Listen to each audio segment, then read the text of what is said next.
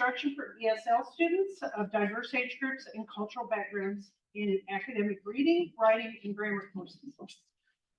From Eritrea, Dr. Habtemariam earned a PhD in curriculum and instruction from the University of Kansas, and he has served as director of the Student Affairs Office at St. Mary's University in Ethiopia, and taught graduate and undergraduate classes for KU's Department of Curriculum and Teaching.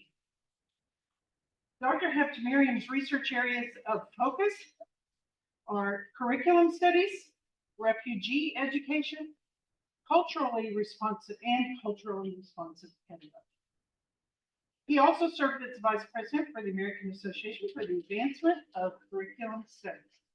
So please join me in welcoming our keynote speaker and workshop facilitator, Dr. Samuel Habtemariam. Thank you. Thank you.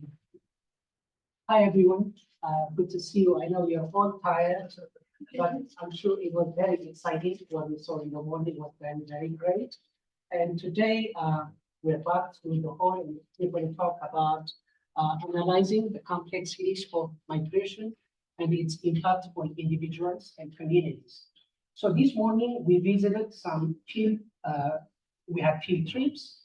I'll try to locate that in a literature, all right? From scholarship point of view, how best can we serve refugee and immigrant students? I think in the morning, they did a good job in defining the terms refugee and asylum seekers, I guess.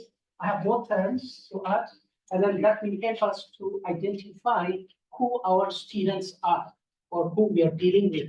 And I'll put everything in the available literature so that you can go and check it out and find more information about how best we can serve refugee or immigrant students. Okay, so first of all, we're talking about migration here, and as we know, migration is nothing but the human migration. It's the movement of people from one place to another place. It could be from one country to another country, and that could be temporary or permanent. And in relation to this, what comes is that there are important terms which we need to know about migration. So refugee, I think she did a good job in explaining that. And the good thing is, I personally experienced it recently. So I'm going to share my personal experience with you as well. A refugee is someone who's been forced to flee their country because of fear of persecution, violence, and etc. And that's who a refugee is. And they are unable to return home. Okay, they cannot return home unless things change back home. If things change, then they could go back, but they do not. Asylum seekers, we can say they are refugees, but before the status is, their refugee status is approved. They applied for asylum, but they still do not have the refugee status. And we call these people asylum seekers. I think it's important that we know who our students are, whether they are refugees or asylum seekers, or whether they come from refugee background, okay? Asylum seekers background. And that might help us to differentiate who we are dealing with. We have an immigrant. I'm going to add some more terms here. We have an immigrant. Immigrants usually make their decisions in advance, unlike refugees and asylum seekers. You know, they study everything in advance. They know where to go to, what language to study, what opportunities are available there. All right, so they make a quite wise decision, but still, they can end up being green card holders or citizens if they are given permission to live and work in the host country. These are immigrants, and immigrants, as I said before, they do their research, where to live, what language to study, and everything. So they're not like refugees where they live right away without having anything. These people can be well equipped. They can pack up everything with them and then leave their country because they are doing that in search of a better job and some other reasons. We have also migrants. The migrants are people who move from one country to another country. Again, these are people usually who live their countries for economic reasons, okay, in search of a better life. Now, immigrants can go back home, they have no problems. Migrants too can go back home. They are not like refugees. And their experiences are completely different from the experiences of refugees and asylum seekers. Because the refugees and asylum seekers may have gone through very painful experiences and traumatic experiences, okay? So if we are dealing with those kind of children, I think we need to be very careful. We need to know what strategies, what approach we should use to deal with them. Immigrants and migrants, the children of immigrants and migrants, we still need to take care of them. We still need to treat them. But the possibility of going through painful experiences is very limited when it comes to the migrants and immigrants. Okay, I want to show you this video. I don't know if is the technician here? No? Where's the mouth? What? Mouth. On your right, I believe. It's Oh, sitting okay, in there. thank you. Yes, yes. That's very. Okay. Let's go.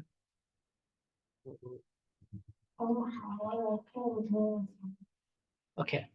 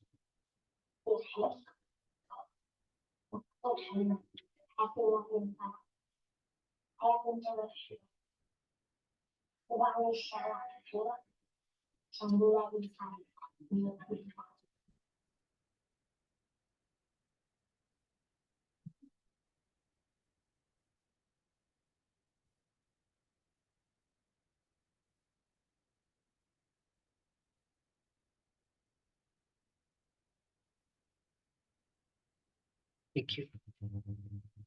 Okay. Thank you for watching this video. I think it says a lot. We can see how refugee children.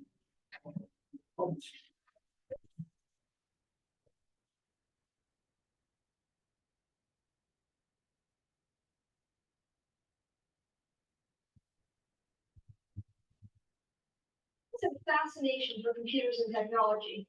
And I mean, I'm sorry about that. Okay. Okay, here we go. So we can see how what refugee students go through, and we may have such students in our classroom.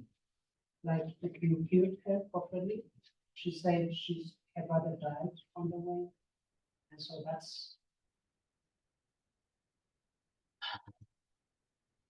that's really very painful. And this is what they go through. And refugees come, and refugee students, we may have some in our classroom, and this is what they go through. Yeah? I want to explain the context in which they move. Now, what happens is when they come to the United States, for example, that doesn't happen overnight. The process takes a long time. So based on my experience, it takes up to 7 years because first they have to go to the first host country. First host country is another country where refugees arrive first. Then before they come to the United States, before USCIS makes a application, they're supposed to pay that. And you know what the painful thing is? They have to prove that they are refugees after going through all this. And only then that they can be resettled in the United States. And that's what I want to show you, that what they go through and the painful experiences we see with refugees. Samuel, could you share your PowerPoint again? Like we can't see it on Zoom.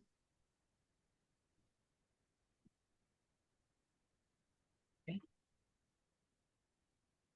And we missed the video as well. We couldn't see it. Okay. In case you have others.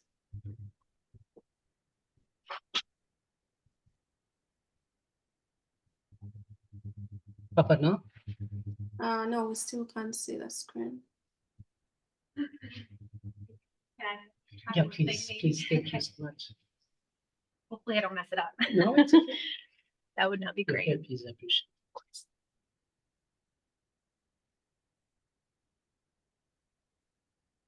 I think it's this one. Yeah. Perfect. Thank you so much. Thank you. Thank you so much. Appreciate that.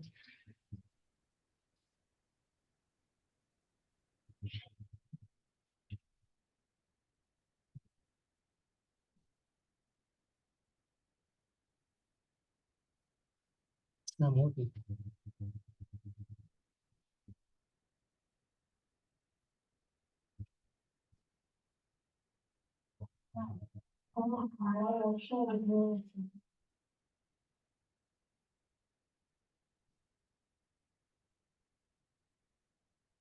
Okay, now here we go. I'm sorry about that.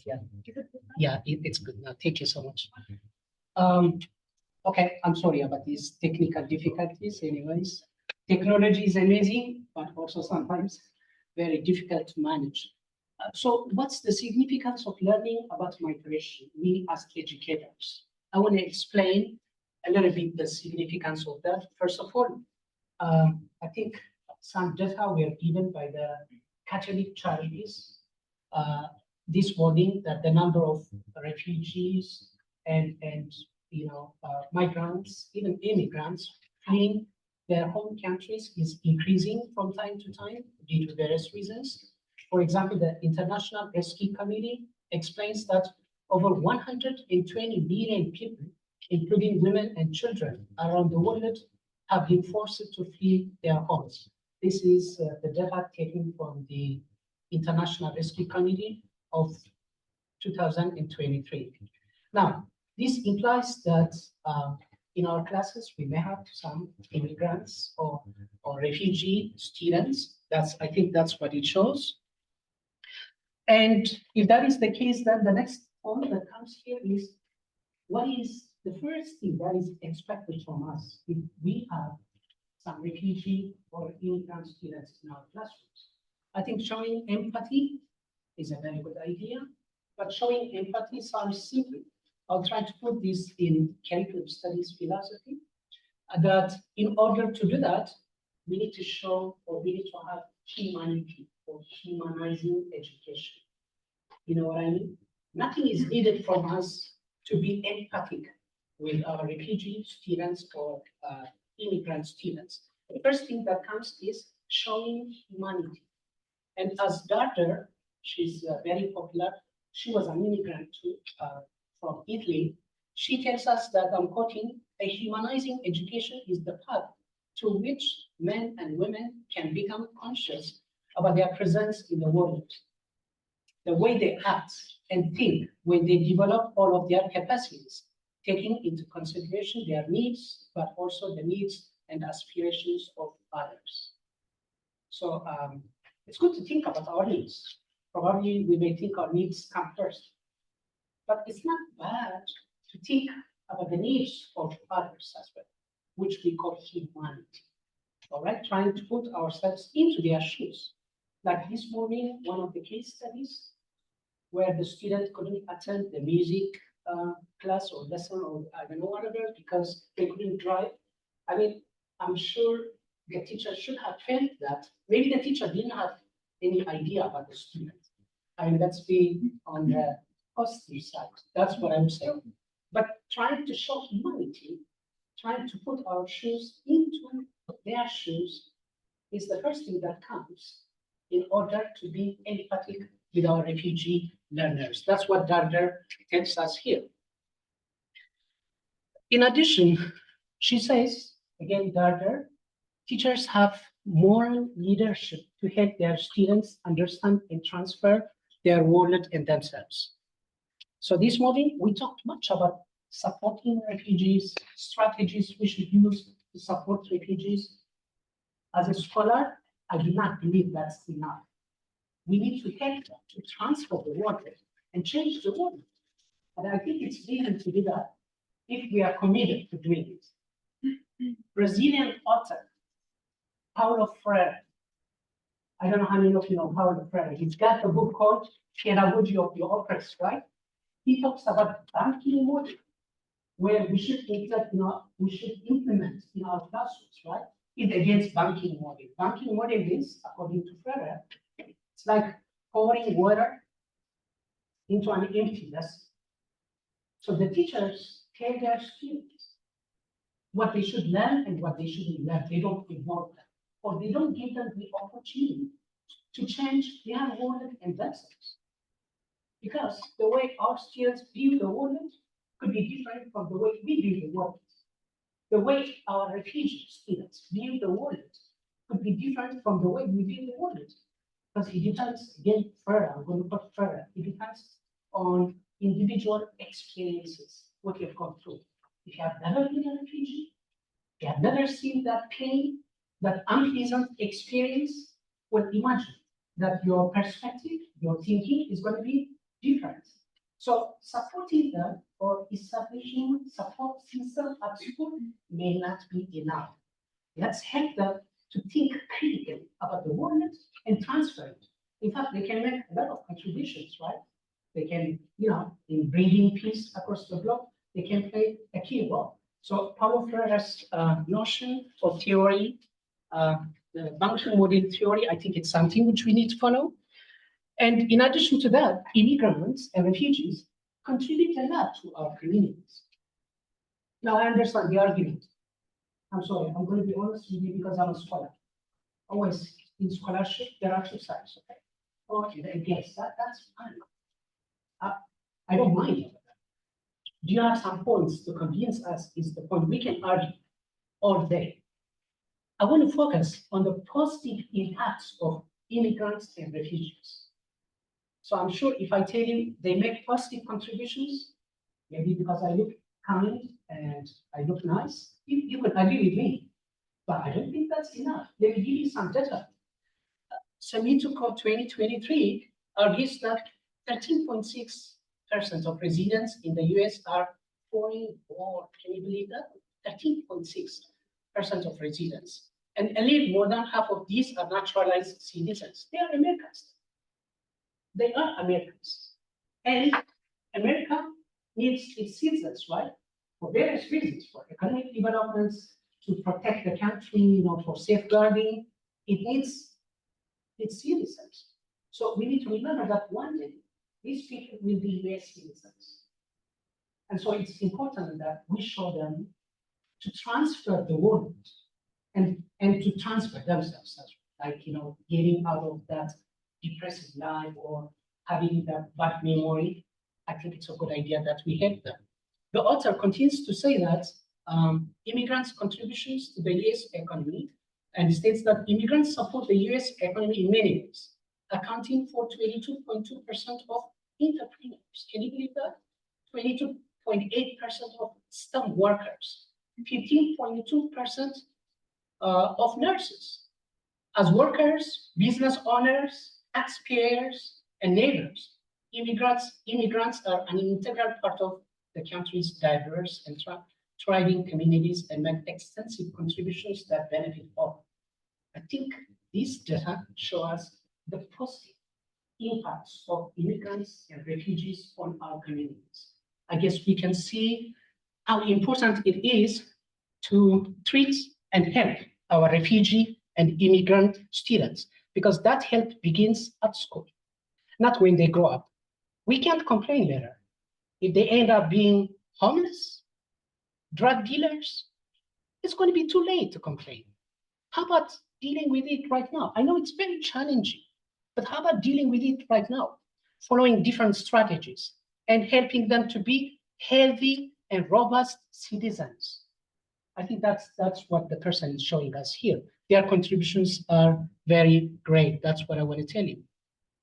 In addition to that, the other advantage is we can have multiculturalism and interculturality, where we learn promoting mutual understanding while preserving the cultural identity of every individual. I believe this is a very important point, multiculturalism. So United States is a country of immigrants. That's what many people say. I can't back it up. I haven't seen any data. I don't have to lie, but that's what people say when they talk. I believe in scholarship, in evidences, so I have to see evidences, but it seems to be true. I want to believe it. And if that is the case, the thing that we all experience, however, is multiculturalism. People coming from different areas of the world, and they end up being citizens in the United States. So that multiculturalism is very interesting. I don't know if he saw me or not when I was coming to the room. Someone was waiting for me. Actually, he was kind enough to help me to show it. I met two Ethiopian friends, and we started to speak in Amharic. Where?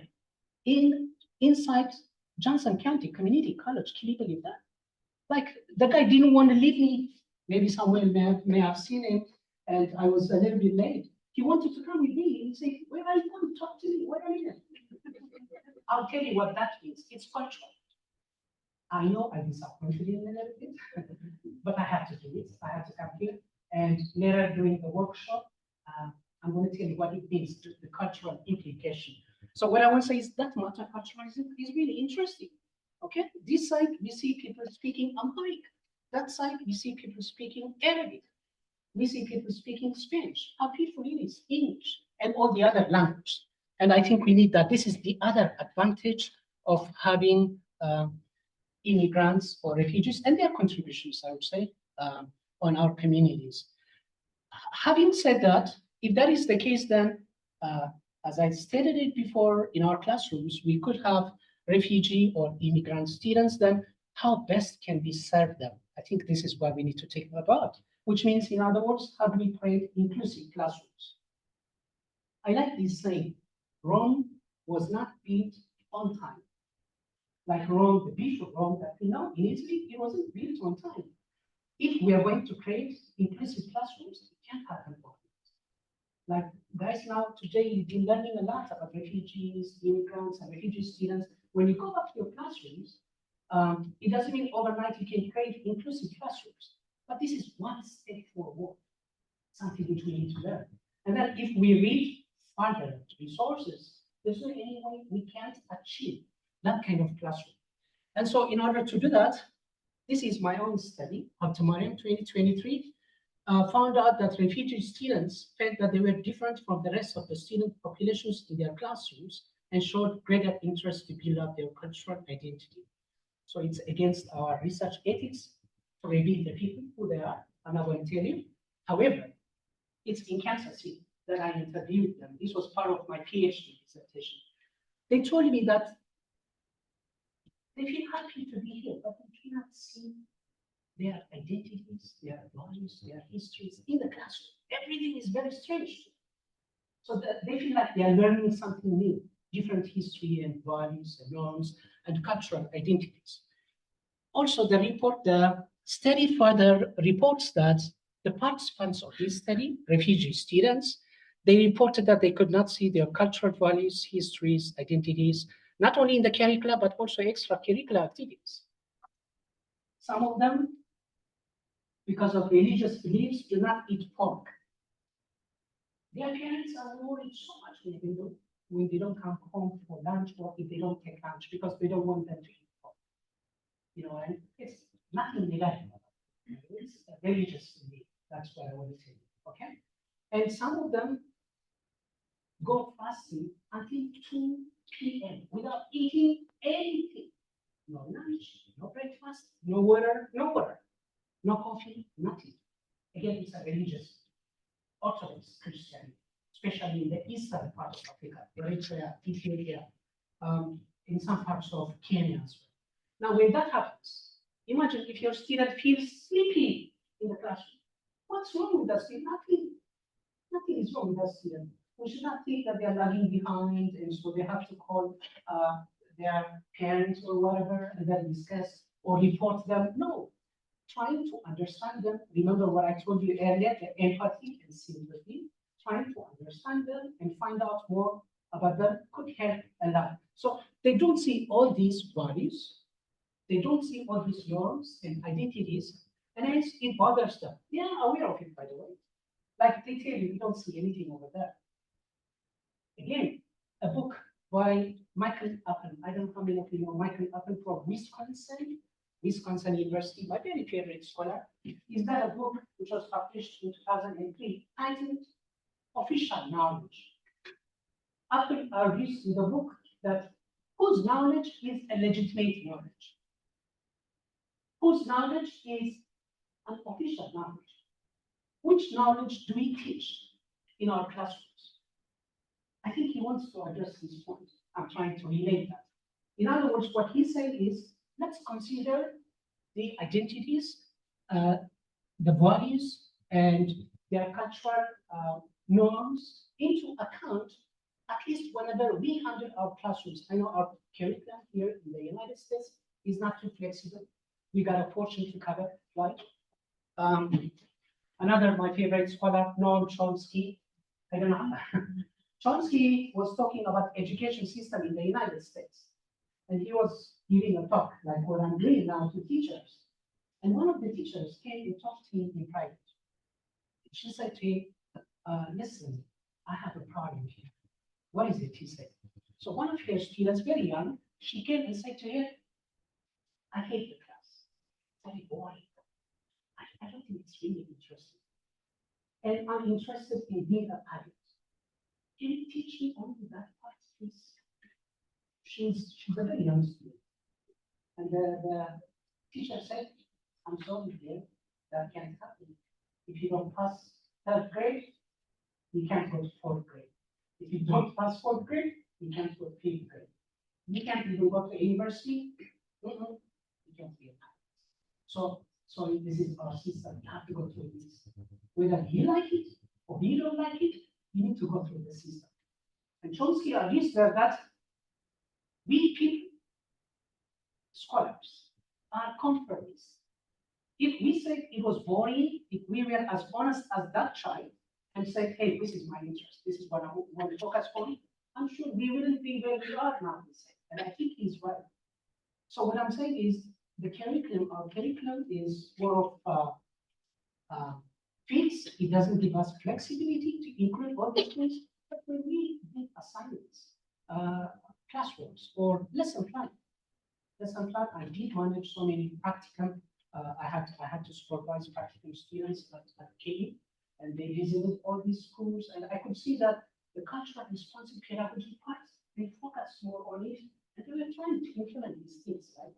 Like including Amharic, something that interests us if there are Amharic speakers in the classroom, or Spanish music, things of that nature.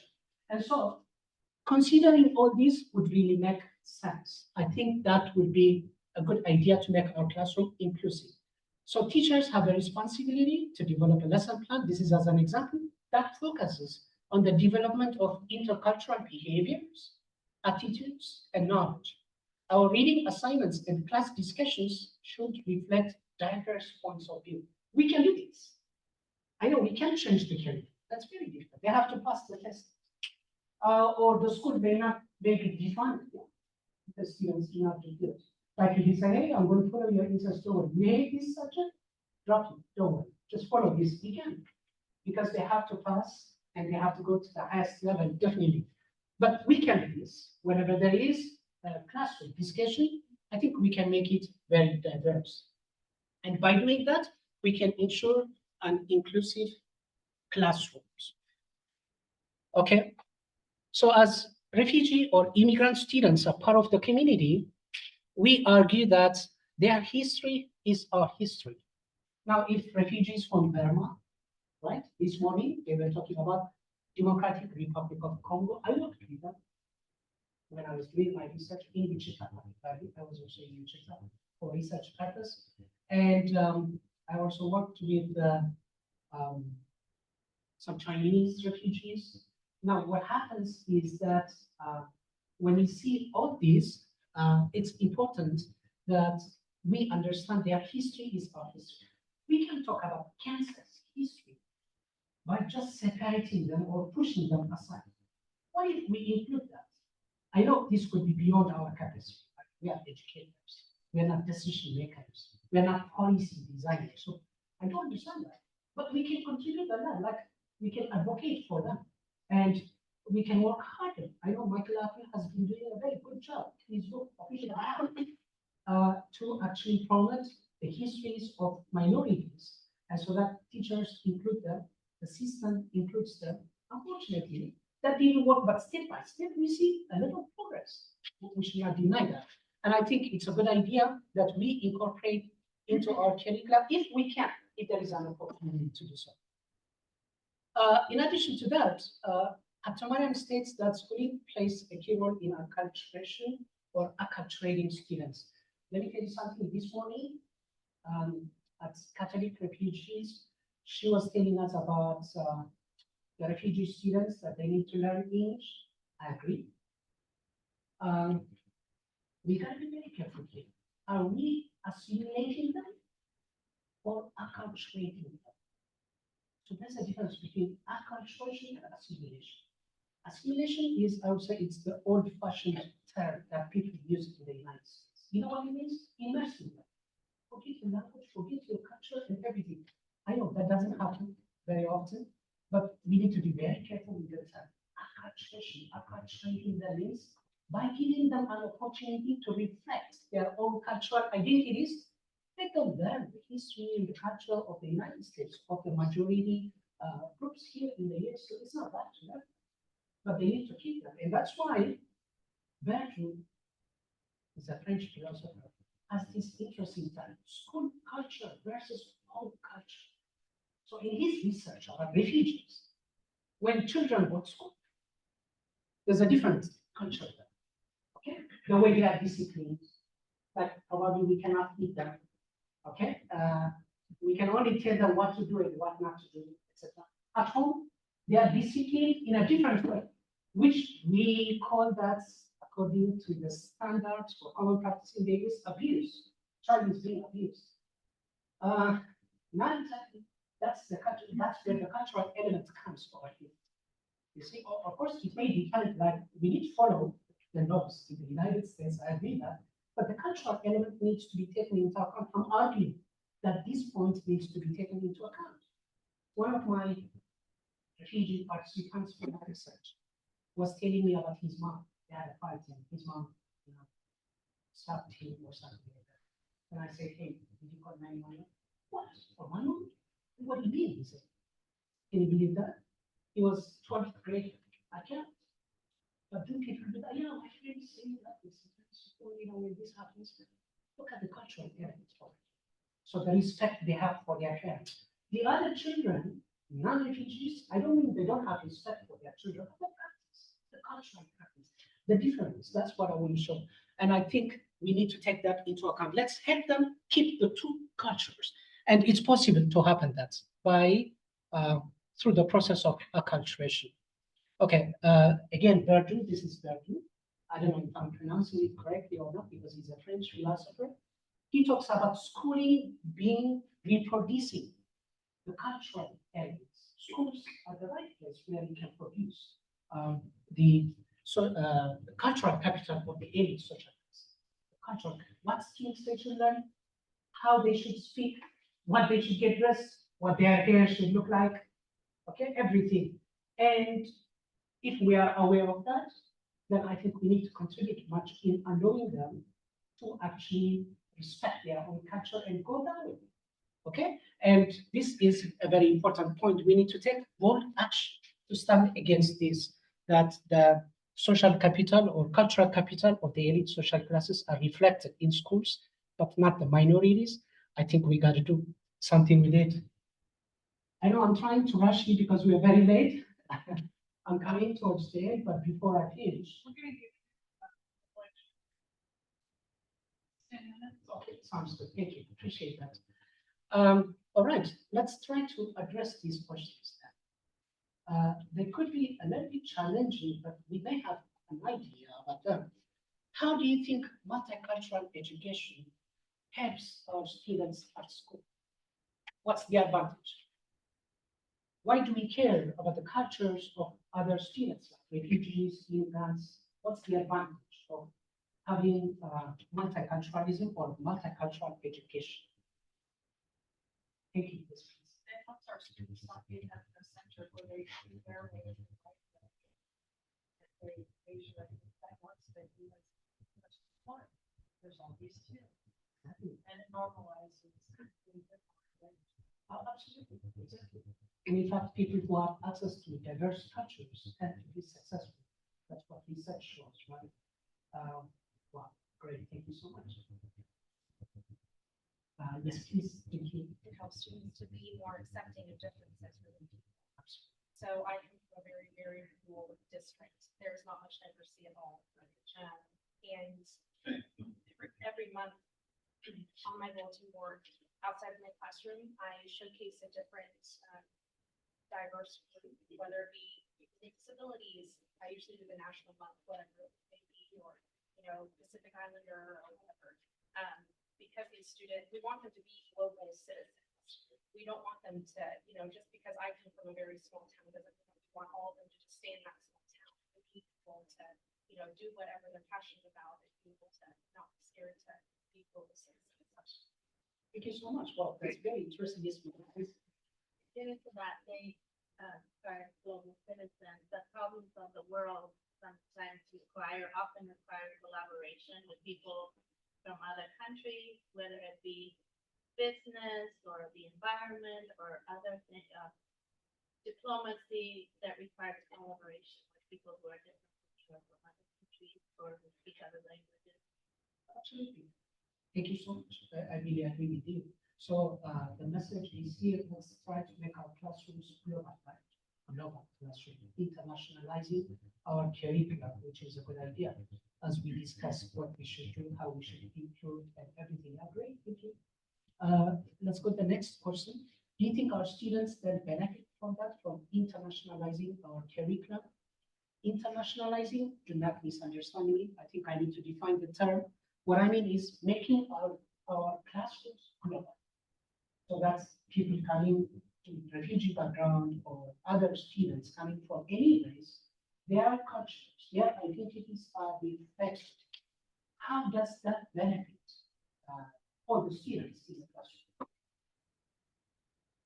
What advantage do they get by making our classrooms inclusive, global? Yes. Those are the workplaces they're gonna go into. That's right. They usually know.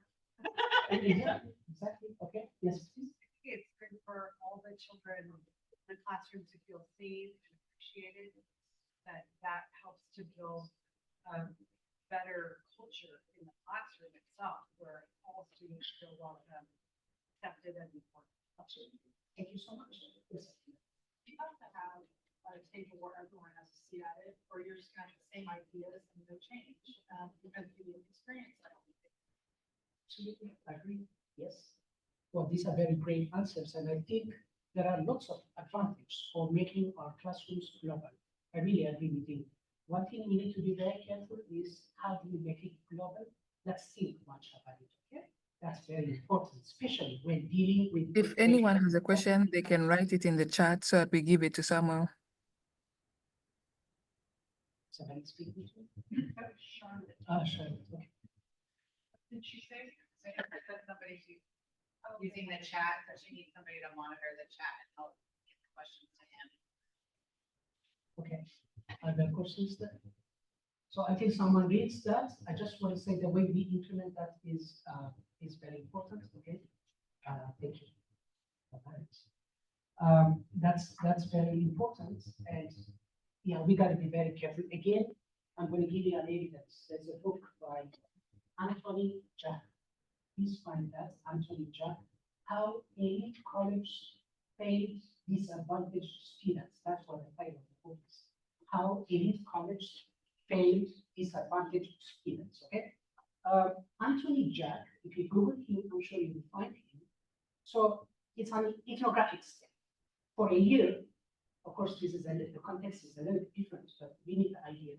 At Harvard University, there was a scholarship opportunity for minority groups. Okay?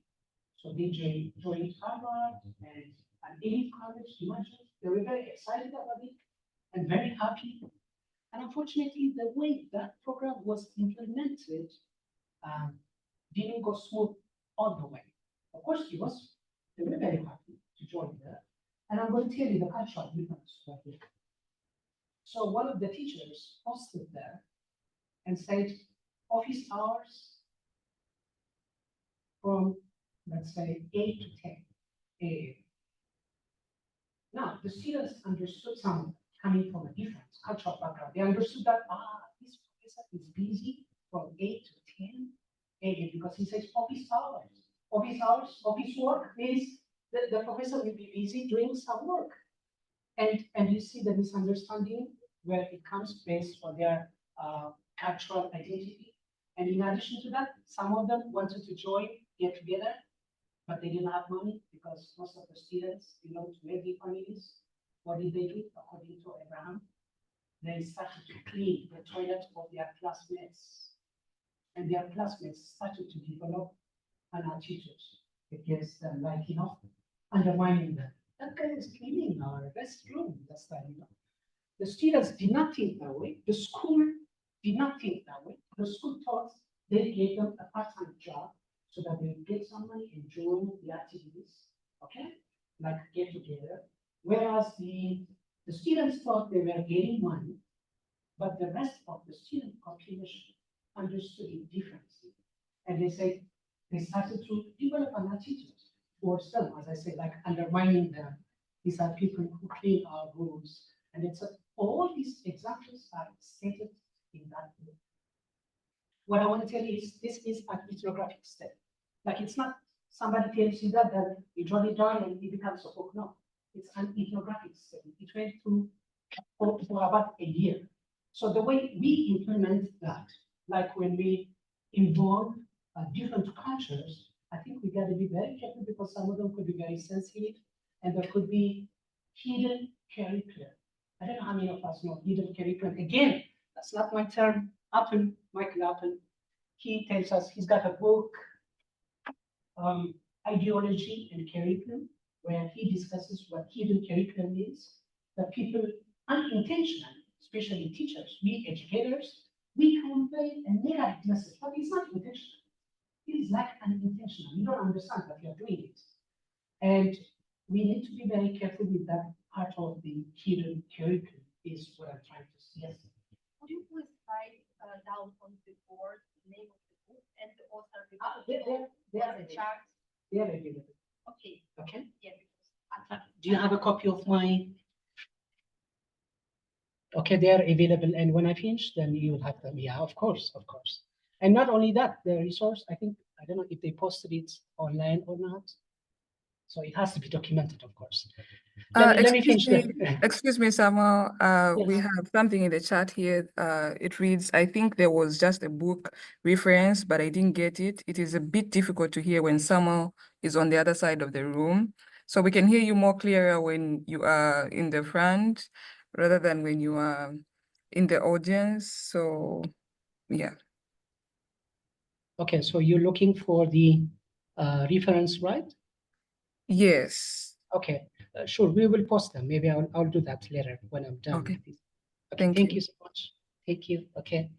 So some possible responses here, the questions that we raised. It helps students with diverse backgrounds and needs succeed at school because of multiculturalism. It prepares students to thrive in the most diverse world or country, as you said before.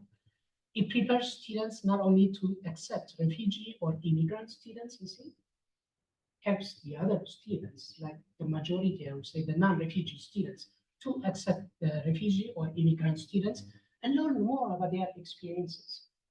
Now, the challenge here is, how do you know if you have refugee students or not? This morning, my colleague, she was telling us that, hey, don't dig into asking questions and say, where are you from, you're a refugee or immigrant? No, you can't do that, I'm sure.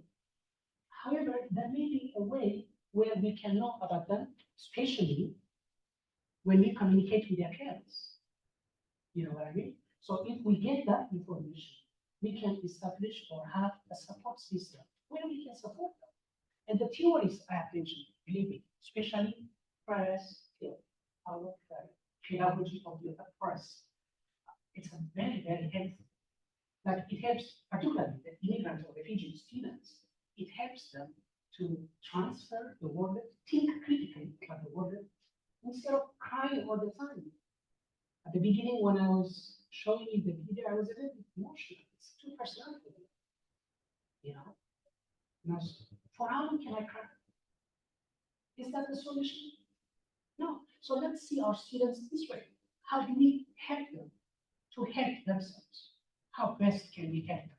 I think looking into the theories might help a lot, I would say, and you know, they can be in a better position there. That's what I want to say. Okay, probably I'm coming towards the end of my presentation. This is the reference. I'll post it again online. And thank you so much for your attention. Thank you.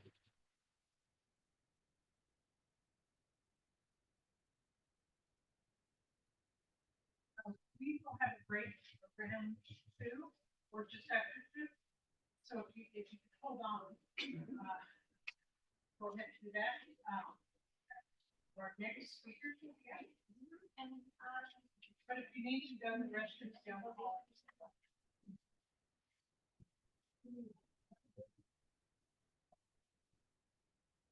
So we are delighted to welcome two representatives from Lam. Our first presentation will be by Sarah Colstow. She currently serves as the Refugee Services Director at Lam Community Services, one of two refugee resettlement agencies in Kansas City, Missouri. She received her Bachelor's of Art in Spanish Language and Literature from Guilford College in Greensboro, North Carolina, and is currently pursuing her MPA at the UMKC Block School of Management.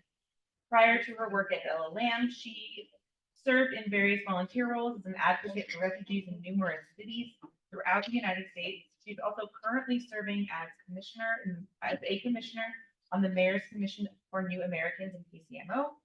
Sarah and her husband Gregory are Kansas City business owners, establishing Oddly Correct, now a Kansas City staple, in 2008. So please join me in welcoming Sarah.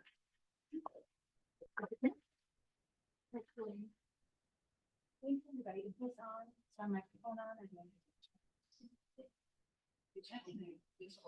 is on. Okay, great.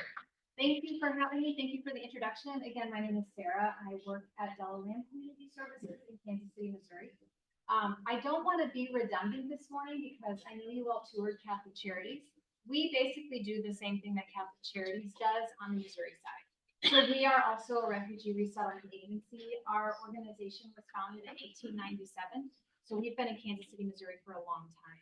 We started as a, basically we were started by an immigrant or a woman named Della Lamb, that's why we're called Della Lamb, and she saw a need in the immigrant community to provide childcare for mothers that needed to work but didn't have a way to work because they had to care for their children as well. So Della Lamb was one of the first daycares actually in Missouri. So that's kind of our history. Since that time, we've expanded our offerings. We still have an early education center at our office. And in 2014, we became a refugee resettlement agency. So on the Missouri side, it's Della Lamb Community Services and Jewish Vocational Services were the two agencies that resettle. One thing that I wanted to mention, I'm sure you've heard about the demographics and who we're currently resettling. When I started at Della Lamb about 3 years ago, we had 9 employees in the refugee resettlement department. We're up to 53. That's in less than 3 years. So if you're not seeing refugees and immigrants in your classroom, I can pretty much guarantee that you're going to see them in your classroom, and the numbers are going to grow. The presidential determination, which is the number the president sets for refugee admissions every year, is at 125,000 for this fiscal year, and we're anticipating that'll be 125,000 for the next fiscal year as well. That's a really high number of refugees entering our country. I don't think we're going to quite hit that number this year, but possibly next year we'll come closer to hitting that number. You're going to hear from Levgenii a little bit later about the Ukrainians. One thing that's happened in the 3 years since I've been at Della Lamb is it's not just the normal refugee pathway that we're seeing folks come into Kansas City. We're seeing a lot of Cuban Haitian entrants. We're currently serving hundreds of Cuban Haitian humanitarian parolees. We're also, again, serving Ukrainians, and we're continuing to serve special immigrant visa holders. Those are folks who worked with the U.S. military either in Afghanistan or Iraq. Those are also folks that are eligible for refugee resettlement services. So all the folks we serve are called ORR eligible population, Office of Refugee Resettlement populations, and they are eligible for all the same services that refugees are eligible to receive as well. So many different people that we're serving coming through so many different pathways. One of the things I wanted to mention, one of a new exciting initiative that we have going is we received a grant from the Jackson County Children's Services Fund to start children's therapeutic services specifically focused on our refugee population. And I think one thing that's really important as educators to remember is that it's not just the past trauma of the resettlement process and of the refugee process that is traumatic, but resettlement in itself is also really traumatic. Being placed in a brand new culture, thinking about your students in terms of they're feeling pressure at home to maintain a certain culture, they're going to school and they're feeling pressure to abandon some of that culture. So how do as educators you recognize that? And I think what we just heard was really great advice as far as developing a multicultural environment for students, because that's going to not only teach students who are, born and raised in America, but help the students who are there to not feel that pressure so much of changing who they are and where they come from. We use the term integration a lot. How do we integrate folks into society? I love that you focused on, let's not assimilate. We're not talking about assimilation, but integration. How do we really integrate who they are fully into culture here in the United States? And I think that's really important to remember. So I just wanted to take a few minutes. I actually don't want to take away from Levgenii, but just wanted to introduce Della Lamb. Really thankful to be invited here and thankful for the work that you do with students across the metro area. One thing I did want to mention, if you know this, maybe you know this, maybe you don't, but refugee resettlement agencies every quarter are required to hold what's called a quarterly consult. That's where stakeholders all across, in Kansas or in our case in Missouri, we gather in the KC metro area and we meet with other stakeholders to talk about what are our anticipated arrivals in preparation to make sure everybody's kind of on the same page. I would say if that's something that interests you, if you work on the Kansas side, to get a hold of Catholic Charities and find out when those quarterly consults are held, because they're usually open to folks who are working with the refugee immigrant population to really help prepare for new arrivals that are coming to the state. So anyway, thank you so much. And I'm going to welcome, I guess you're going to introduce Levgenii. So thank you. Yeah. Any questions from you? Thank you. Thank you so much. So we are honored to have Levgenii Shulga with us. He is a Ukrainian scholar specializing in environmental and energy law. He holds a Doctor of Jurisprudence degree and has over 10 years of teaching experience as a professor in the Department of International and Comparative Law at Kyiv University in Ukraine. He also has practical experience as an environmental attorney in Ukraine. He is the recipient of the 2022 President of Ukraine Award, the 2021 Individual Parliamentary Scholarship of Ukraine, and the 2020 Government Scholarship for Young Scientists. He is also an editor of several scientific journals and books, including Journal of Policy and Governance and Environmental Effects of the Russian War in Ukraine. Currently, Levgenii Shulga resides in Kansas City as a refugee. He works as a visiting professor at the University of Kansas, focusing on environmental and energy security analysis. Additionally, he serves as the UHP program coordinator at Lam Community Services, where he helps Ukrainian refugees become self-sufficient in the United States. So we're getting his PowerPoint up. Were you able to get that up? Yes. Yes, that's up. So join me in welcoming Levgenii Shulga.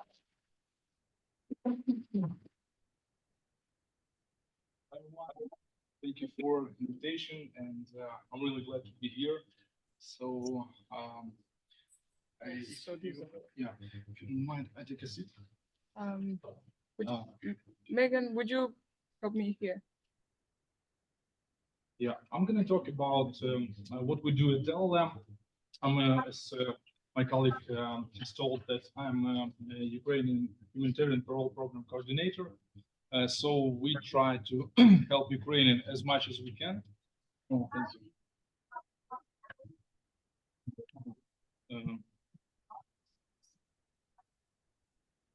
Yeah, so I would like to speak a little bit about actually Ukraine, the situation, the roots of this conflict. I mean, this criminal war, Russian war against Ukraine, and the reasons why people, Ukrainians, migrate. So this speech is titled as such, like Compassion and Solidarity, Modern Crisis, Supporting Ukrainian Refugees, because compassion and solidarity are things that the world lacks today, and through which the world can change to the better. Next slide. American writer and theologian Fuller Warren once said that compassion is the ability to share another's suffering and to try and make it lighter. Compassion is associated with kindness and care, but its essence is so much deeper and more powerful. The origin of the word helps us to understand the true breadth of meaning of compassion. Like many other words in English language, this term comes from a Latin word compati, which means to suffer together. Compassion means that another person's pain becomes our pain, another suffering becomes our suffering, and we open our hearts instead of distancing ourselves from it. True compassion changes our life. Compassion and solidarity are essential components of the modern world, especially in the face of complex global changes. They make the world kinder and therefore better. These are the fundamental tenets of Christianity, which later evolved into the concept of human rights, the best invention of Western civilization. Compassion manifests itself in the ability to listen, understand, and empathize with the suffering of others. Solidarity, in turn, is the readiness to act together with others to achieve a common goal. It helps form strong community bonds and support vulnerable groups, which is crucial for maintaining social stability and peace. In the modern world, there are problems that cross national borders, such as climate change, such as pandemics, and migration flows. Solidarity helps countries and citizens tackle these issues together and ensure sustainable development, as we are all neighbors on this planet. Furthermore, compassion and solidarity are the foundation for international peace and cooperation. They help maintain good neighborly relations, resolve conflicts peacefully, and uphold international order. Cultivating compassion and understanding of other cultures contributes to building a tolerant and equitable society. It supports cultural diversity and reduces conflicts. Opening borders for those in need not only gives humanity a second chance, but also enrich the state with ideas, finances, and diversity. Therefore, it can be confidently asserted that compassion and solidarity not only strengthen human relationship and social cohesion, but also strategically important for addressing global issues and supporting sustainable development worldwide, a task that was set by United Nations at the Rio de Janeiro conference in 1992. The most famous refugee was Jesus Christ. The Gospel of Matthew tells us how his family had to flee persecution, saying, when they had gone, an angel of the Lord appeared to Joseph in a dream. Get up, he said, take the child and his mother and escape to Egypt. Stay there until I tell you, for Herod is going to search for the child to kill him. So he got up, took the child and his mother during the night and left for Egypt, where he stayed until the death of Herod. And so was fulfilled what the Lord had said through the prophet. Out of Egypt I called my son. The United States is not an exemption in this regard, but rather a prime example of how providing refugees to different nations has helped build the world's #1 superpower. It is well known that the United States of America is a nation of immigrants who, coming from all over the world, brought with them their best traditions and practices. Notable refugees who enriched science and other fields could include Madeleine Albright, first female U.S. Secretary of State. She was born in Czechoslovakia, who came as a refugee with her family during World War II. Sergey Brin, co-founder of Google, he was born in Moscow, who immigrated to the US at the age of 6. Lise Meitner, Austro-German physicist who co-discovered nuclear fission with Otto Hahn. She immigrated from Germany due to the political situation. And Hans Bethe, physician who studied X-ray radiation and won the Nobel Prize in Physics. He immigrated from Germany due to the Nazi regime. Now I'll share with you a little bit about Ukraine. So Ukraine, located in Eastern Europe, is a country with a rich history and culture reflected in its architectural landmark, literary traditions, and national identity. It has a strategic geographical position bordering Poland, Hungary, and Romania, and is bordered by the Black and Azov Sea, which defined its economic potential and geopolitical significance. Ukraine is the largest country in Europe, comparable in size to the state of Texas, and has 40 million citizens. Today, Ukraine is known as one of the world's largest producers of agricultural products, particularly grains, sunflower, and sugar beets. Additionally, the country has developed significant industrial sectors such as metallurgy, automotive, and high-tech IT industry. Ukraine is a major producer of military equipment and weaponry, including a wide range of producer products encompassing aviation, rockets, and space, naval, and armored technology. It specialized in manufacturing aircrafts, included notable largest cargo plane in the world, the N-225 Mriya, aviation engines, as well as rocket systems, space apparatus, and engines used in international space programs. This industry played a crucial role in ensuring the country's defense capabilities and is supported by continuous innovation and modernization to meet the contemporary demands of military conflicts and global security challenges. Ukraine is renowned for its achievements in the production of armored vehicles, particularly tanks. The Kyiv and Kharkiv tank plants manufacture modern tanks, such as T-80. These tanks are used by Ukrainian army and prior to the war were exported to other countries, attesting to their high regards in the international military community. Historically, Ukraine was the most powerful industrial agriculture republic in the USSR. After the dissolution of USSR, Ukraine possessed the third largest nuclear arsenal in the world. However, in 1994, the United States, Russia, the UK, and France forced Ukraine to relinquish its nuclear weapons and transfer the warheads and their carriers to Russia in exchange for security and territorial integrity guarantees from these countries. as stipulated in the Budapest Memorandum. Now Ukraine is being bombed by the very aircraft that we handed over in exchange for security guarantees. Despite facing significant challenges, including the occupation of part of its territory and ongoing military action, Ukraine aspires to European integration, enhancing its democracy and strengthening its international society to achieve sustainable development and peace. Now, I would like to talk about a little bit about notable Ukrainians that probably we can know. First of all, is Igor Sikorsky. He is a Ukrainian-American engineer and innovator known for his first prototype of helicopters, and his helicopters now in American Museum of Space and Air and Space Museum in Washington.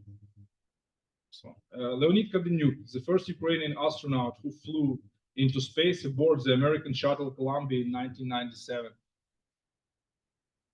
Mila Kunis, famous Hollywood actress born in Ukraine in Chernivtsi. Now she's like superstar.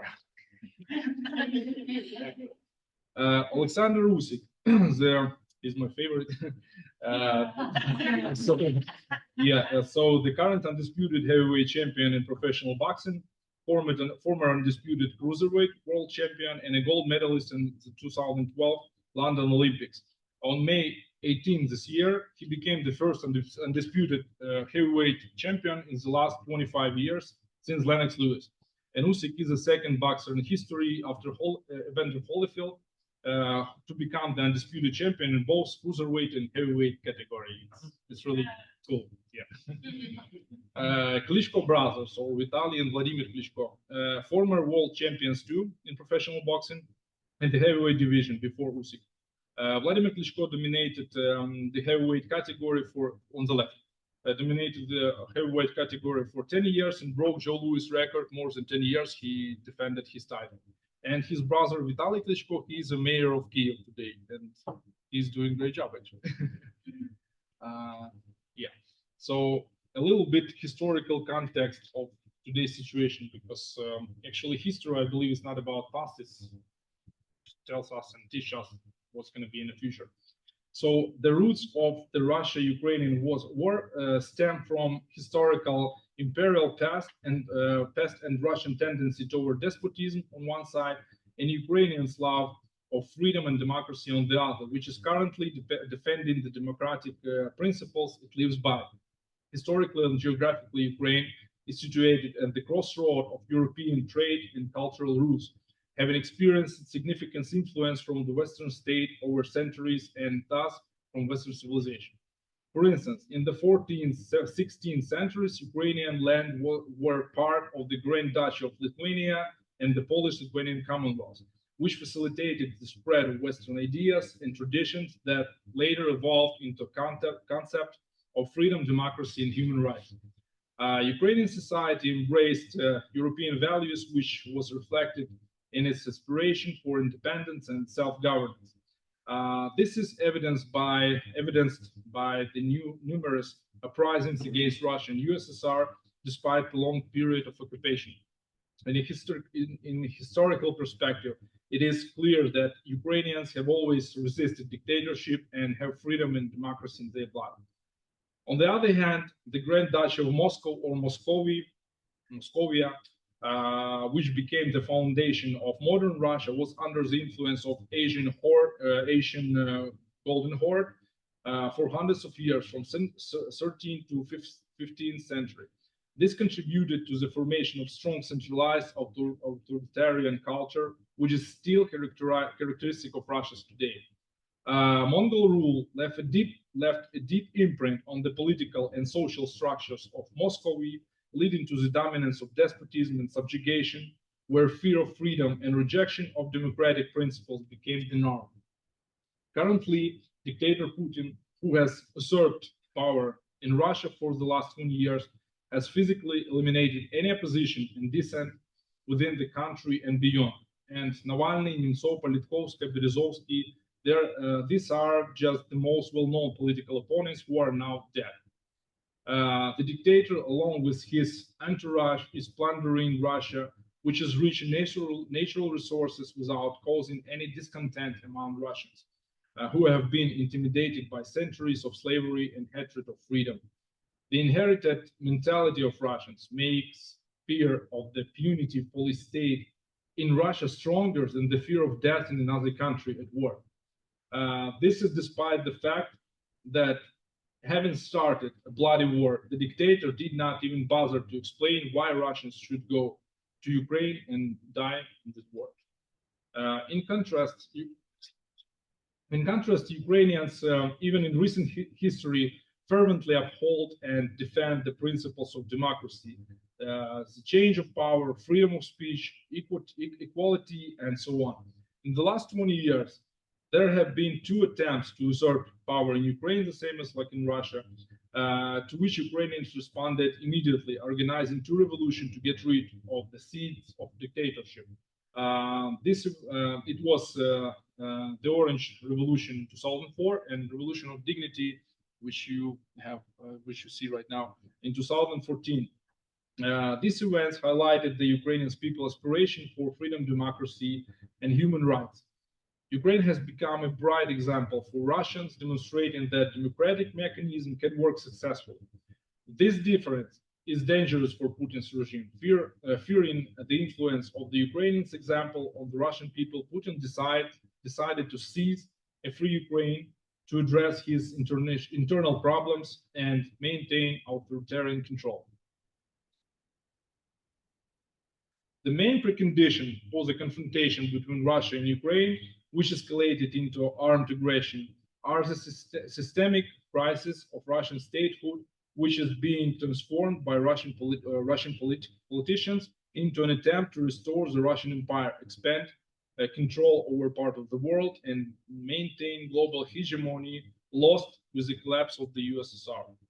Why is Russia so paranoid about destroying not only Ukraine, but also devaluating and eliminating international institutions and the world order? The fact is that the authoritarian regime system cannot comfortably coexist with neighboring democratic governments, which hinder Moscow's revanchist ambitions. Therefore, the behavior of Russia, their disregard for all international law and obligations, is a systematically throughout strategy aimed at devaluating democracy worldwide. Therefore, in 2014, taking advantage of the vulnerable position of Ukraine with the president usurper fleeing, Russia decided to annex the Crimean Peninsula, an action condemned by all democratic countries worldwide. The Ukrainian government and military were not prepared for this, as no one could have imagined that in the 21st century someone would seize foreign territories.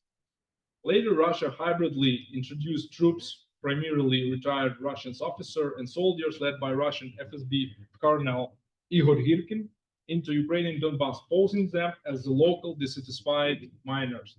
By this action, they initiated a hybrid war in Ukraine, which lasted until the Russian full-scale invasion in 2022. Continuing the hybrid war in Donbass would have been advantageous for Russia, as it would have blocked our aspiration to join NATO and the European Union for a very long time and could use Donbass as a leverage. Moreover, it could continue to support the myth that the Russian army is the second strongest in the world after the USA.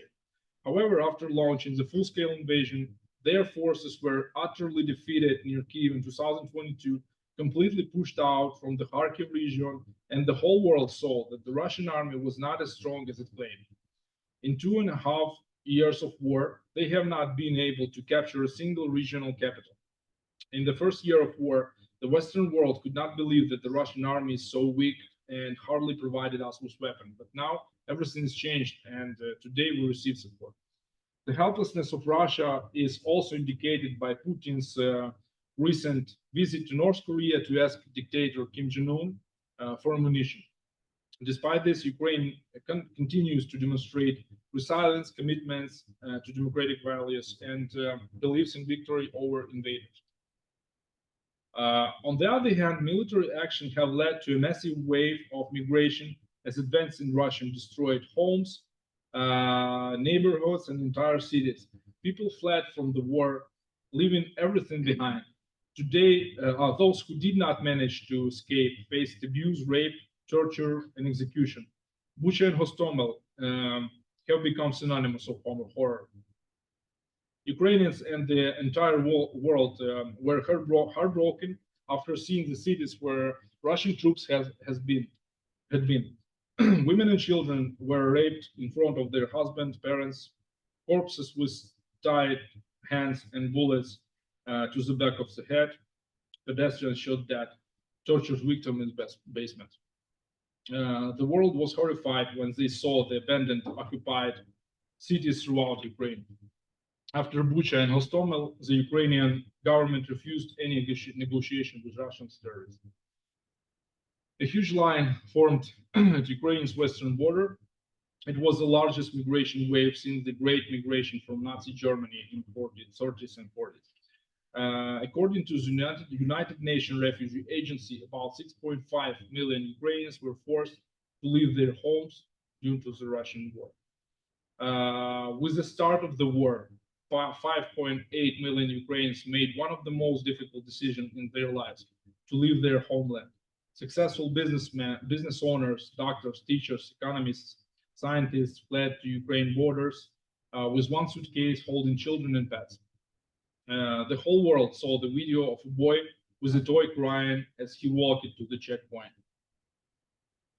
At the same time, many Ukrainians continue to stay at home. Among the factors why Ukrainians do not migrate and stay in Ukraine, respondents mentioned the lack of money for relocation is 41%, social obligation 34%, and the lack of stable work and income in the desired country of relocation is 29%. The main countries that have accepted Ukrainians are European Union members. Displaced persons quickly integrate into the European economy, expanding small businesses and paying taxes. Ukrainian refugees feel labor shortages in Poland and Netherlands. They address the personal shortages in science and education, work in the hospitality industry, care for elderly, and engage in agriculture. According to a survey by the Rosenthal Center, about 80% of Ukrainians plan to return to Ukraine after the war, while about 11% do not, as they lost their homes and families. However, time passes and Ukrainians abroad adapt to a new wave of life, establishing social connections. Most Ukrainian refugees are in European countries due to the geopolitical proximity, existing Ukrainian communities, and the availability of support and resources. As of early July 2024, about 5.9 million Ukrainian refugees are in European countries. The distribution by countries is approximately as follows. In Poland, there are 1.6 million Ukrainians. In Germany, 1.1 million. Czech Republic is 500,000 Ukrainians. Italy, 300,000. Spain, 200,000. Great Britain, 150, and so on. You can see that on the map. Speaking of migrants arriving in the USA, it should be noted that historically there had been several waves of migration from Ukraine to USA. First migration was from late 19th century to early 20th century. Sought better living conditions and economic opportunities. Many worked in coal mines and steel mills in Pennsylvania and other industrial areas. That's why probably Pennsylvania is the biggest Ukrainian population right now. Second in Chicago. Approximately 300,000 Ukrainians moved back the time. Second wave migration, it's post-World War II. It's 1945, 1950. Ukrainians fled from Soviet rule and the consequences of the Second World War. There was about 100,000 migrants. Third wave was Cold War period in the 1950s to 1980s. Political reasons, escaping repression in the Soviet Union. It was about 50,000 migrants. Fourth wave, post-Soviet Union collapse from the early 1990s to the late 2000s due to economic difficulties and political instability. Over 200,000. And the last fifth wave, after the annexion of Crimea and the war in eastern Ukraine in 2014. That was about 70,000 Ukrainians. And since the full-scale Russian invasion in 2022, many Ukrainians had sought safety in the USA too. According to the US Department of Homeland Security, about 270,000 Ukrainians have arrived in the USA since the war started, so for more than 2 years. It should be noted that the most active phase of migration was in 2042. In the first half of 2023, this flow decreased by about 2/3. From October 2023 to April 2024, 18,000 refugees arrived, indicating a further 1/3 decrease in refugee inflow. This may be due to Congress not passing a budget for Ukrainians for over 6 months since October 2023, and refugees could not receive initial assistance in Medicaid, SNAP, and other benefits. Such aid is crucial for people who lost everything in Ukraine and are trying to adapt to a new place.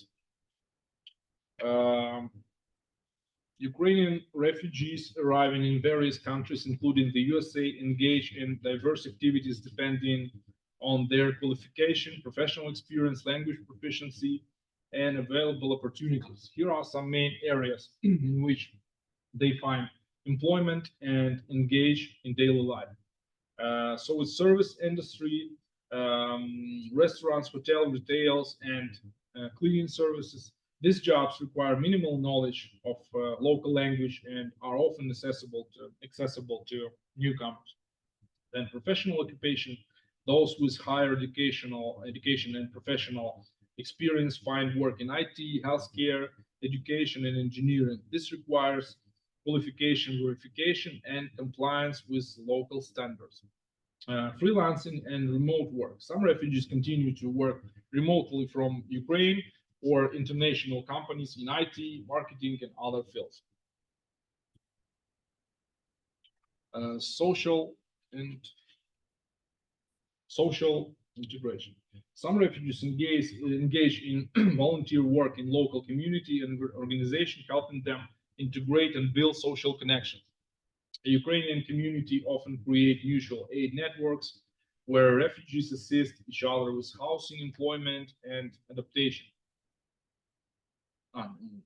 Life and community integration. Refugees actively participate in cultural events, holidays, festivals, helping preserve their traditions and establish contacts with local residents. Families strive to integrate into the local community by enrolling children in schools and daycare centers, participating in local events, and building relationship with neighbors. Now we can focus on specific examples of displaced person from Ukraine. Among those, we have directly assisted. So, as was mentioned before the lecture, I represent the nonprofit organization DLM Community Services as the organization over 100 years engaged in crucial work of helping those in need, as Sarah told, including force migrants from other countries by providing them with support and hope. As the UHP program coordinator, I strive to help as many needy people as possible who have suffered from the war in Ukraine and were forced to temporarily leave it. And UHP, by the way, stands for Ukrainian Humanitarian Program. It's PEARL. It's a program launched by government for specifically for Ukrainians. Our goal is to do everything possible to make them self-sufficient. I can confidently say that around 95% of cases are successfully in percentage terms. Ukrainians adapt well, find jobs, and move forward confidently. Therefore, I would like to provide a few examples from our own experience working with refugees, two of which are successful, and one was a little difficult.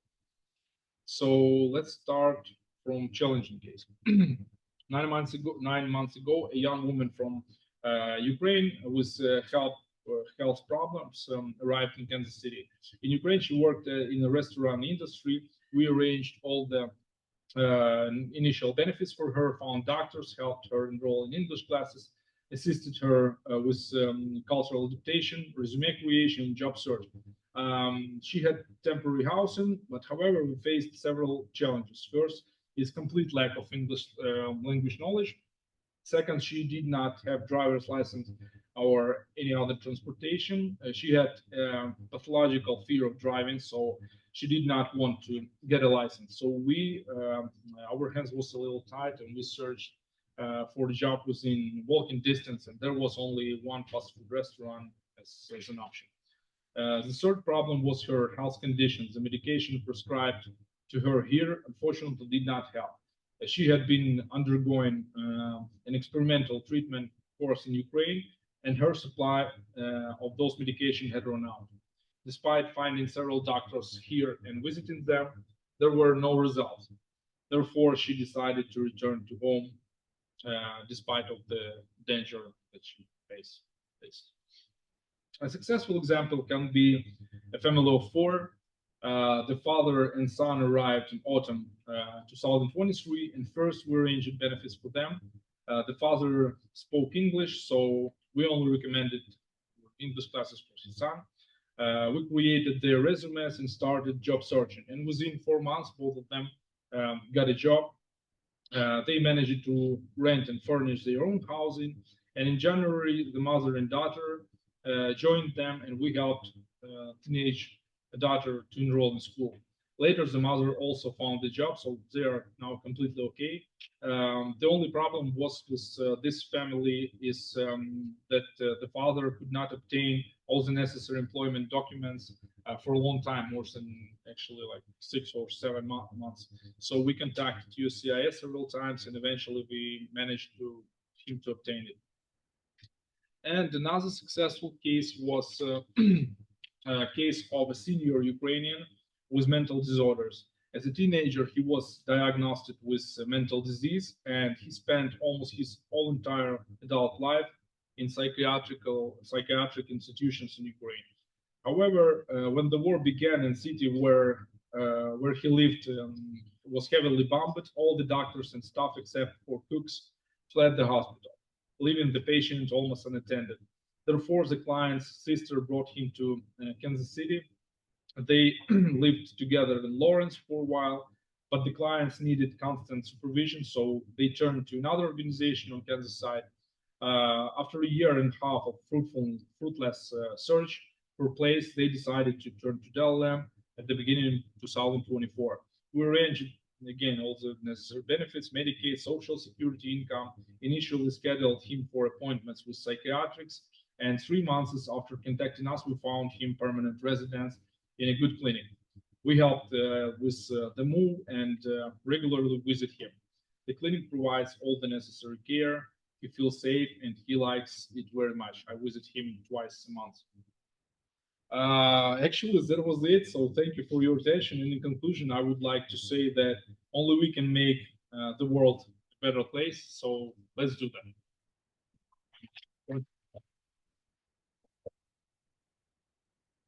All right.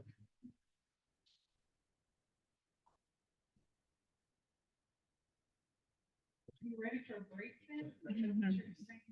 Yay.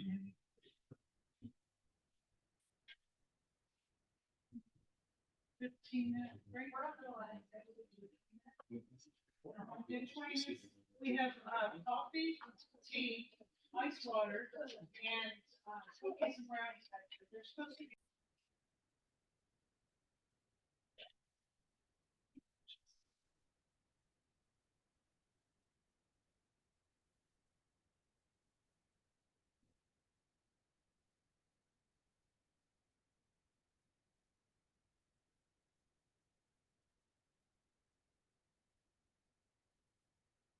All right, we come back again. So this time we're going to talk about developing action plans based on the theories we discussed together. We're going to see how to implement action plans. Actually, I'll give you the opportunity to come up with some thoughts and ideas that we can have a discussion, all of us together. But before we do that, just as some kind of introduction, today, I believe it was a very wonderful day because we had a field trip in the morning and then in the afternoon here. And I will thank you for your active participation, really. So we talked about lots of things, like, for example, the significance of learning about migration. We also talked the positive impacts of immigrants or refugees on our community, and that we need to show commitment to humanity. I think I tried to cite Darder, I remember, in my previous presentation. Darder herself is, she's a refugee from Italy, and she came a long time ago here. She's a well-known critical pedagogue. And I think very often the Department of Education invites her to work with them as well. And she's got lots of books. And she explained to us that our commitment to humanity is very important as educators because we work with diverse student populations. We also talked that learning the history of people from other countries coming to Kansas is part of learning Kansas history. So no separation here. I mean, they are part of our history. They're part of the Kansas history. I believe it's a good idea to try to relate these two and do not see it separately. That's not a good idea. So we should try our best to learn their histories, norms, and customs. It sounds easy, right? Easier said than done, I understand. We can do it, but as I said before, it takes a long time.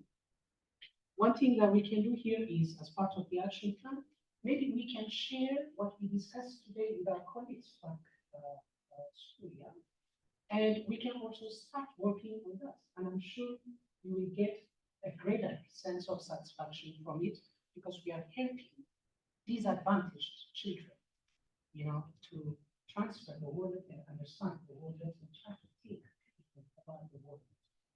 So that's a good idea. I always, our prayer says, start with the children. Let the children say something first before you give them anything, like the bunch memorial that I was talking about.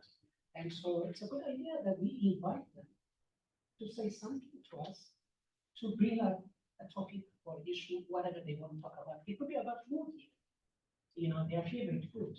So they might say, oh, I don't eat porks because of this, because, or somebody would say, oh, I love porks, by the way, and etc. So that discussion we need to encourage in our classroom situation, right?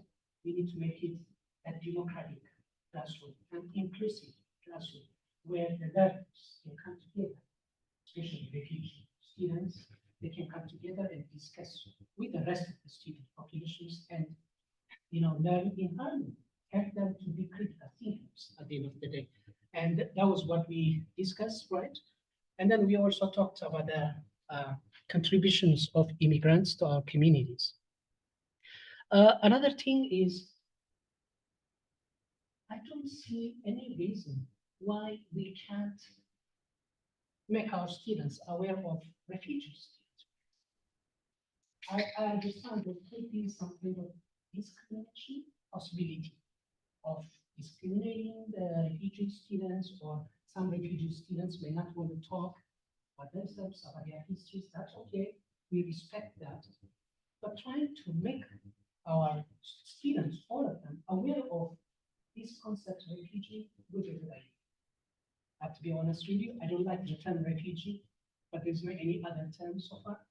I like newcomers. Newcomers would really make sense because when you talk to people, and if you say, hey, I'm a refugee, oh, so you were in war, you're hungry, you know, nothing, you know, the association, most of the time, not all the time, is that they associate it with negative things. So newcomers would be a good idea. Sometimes they call them ELAs, English language learners. Scholarly, I have reservations about that too. In one of my articles, which is available on KU website 2023, it's part of the resource as well. Maybe you can go and read that. And I just want to say, I'm not trying to be pessimistic here, but I'm trying to create some kind of awareness where we can help really these people, because we can get a greater sense of satisfaction by helping them. Because, as I said before, these people will make greater contributions to the economy of the country and end up being citizens. So helping them would really give us some kind of satisfaction is what I want to say. So how best can we help them? Okay, can someone help me? I'm going to play this, Maria, please. I want to play this, the YouTube. Okay. I don't want to mess up. Okay, I'm sorry. It's very short, 3 minutes, about 3 minutes. Welcome to the Story Time family. Today we're reading My Name is Not Refugee by Kate Mulner.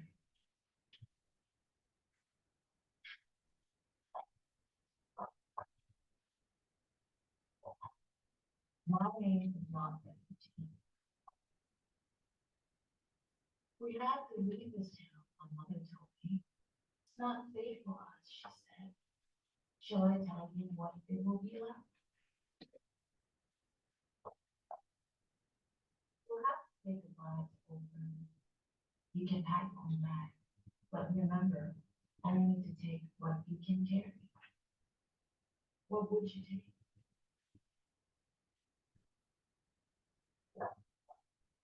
We'll say goodbye to our town. It will be a bit sad, but quite exciting too. Do you think you could live in a place where there is no water in the taps and no one to pick up the garbage? Aren't you grateful for everything you have, my child? We'll march and dance and skate and run and walk and wait and wait and wait and get up again and walk and walk. How far would you walk? Sometimes we will be by ourselves. It might get a bit boring. What games can you think of?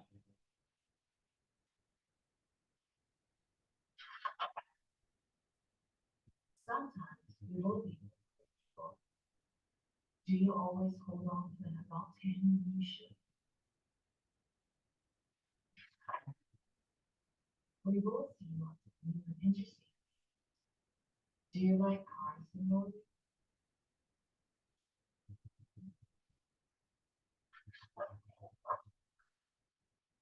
We'll see some strange places. Where would you brush your teeth or change your hair?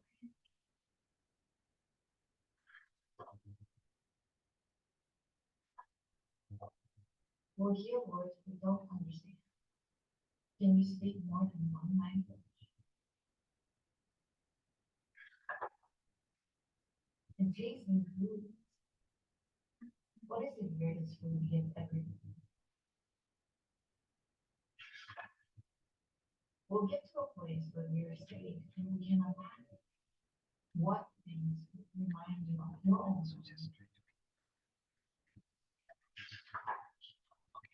And soon those strange words will start to make sense. It will be called refugee. But remember, refugee is not your name.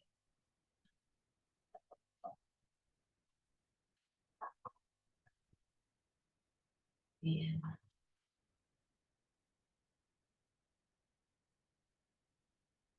How would you like my name?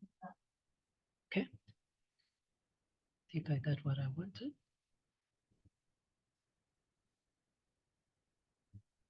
All right. Okay, I think this story, very interesting story. My name is not refugee.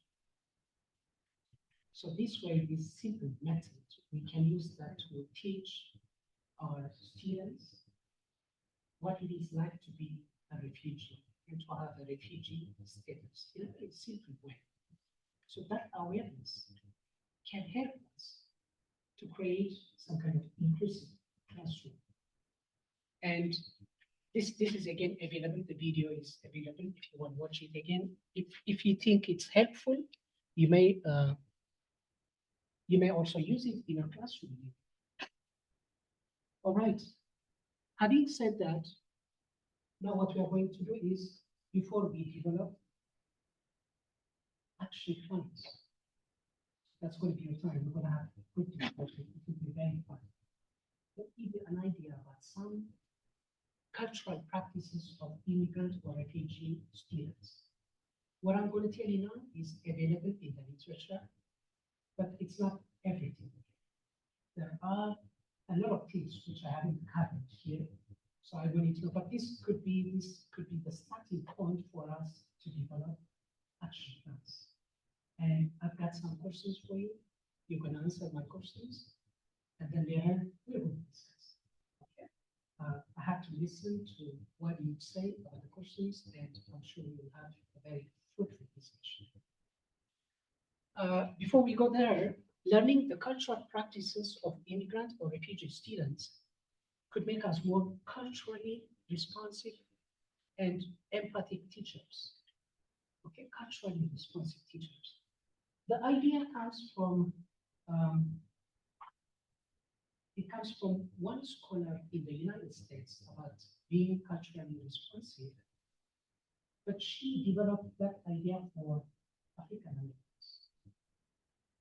She wanted to involve them in a classroom, like she wanted to speak to them in a way that they understand what she's saying. She wanted to speak their language. Do you know what she did? She started to teach them math using hip hop music, usually, you know, and they are familiar. They loved it. They loved it. That's wow, come on, 1 + 1 is, you know, something. And so she came up with this concept, culturally responsive pedagogy. Now, we try to use the theory and took it to the refugee situation.